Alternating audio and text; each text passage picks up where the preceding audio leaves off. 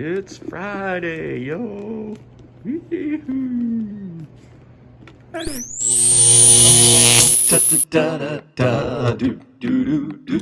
Da da da da do do. All right. Da da da da do do do. Hey now. Da da da do do.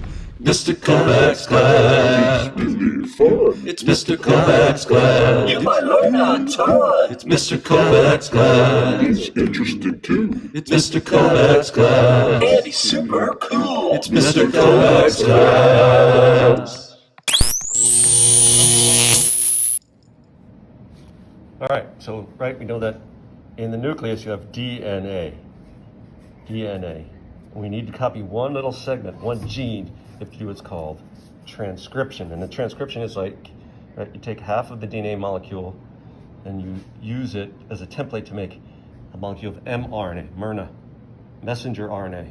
And of course, this is all straightforward. A's go with C's, A's go with T's, C's go with G's, except for now they threw a U in there, and I don't.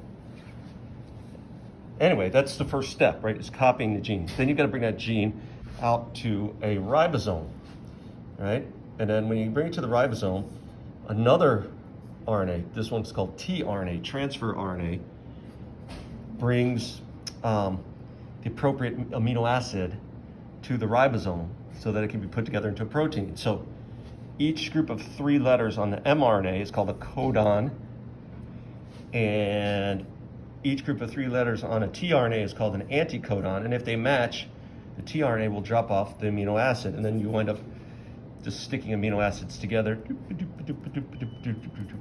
until you're told to stop in the gene, right? And then you have a protein, a polypeptide chain anyway. It could be a whole protein or part of a protein.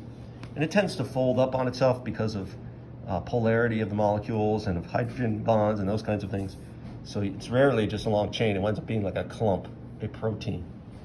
All right, so I look at it this way, right? In the nucleus, you've got the DNA molecule, right? It has this codes in it for making proteins.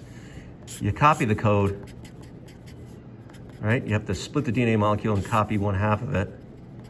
Then you take the copy, and it's like, that's definitely coded. It's definitely encoded. It's a different code, but that's mRNA. And then that's got to go out to a ribosome. And a ribosome basically really isn't very smart. A ribosome is just a couple of 2 pieces of sugar and some RNA.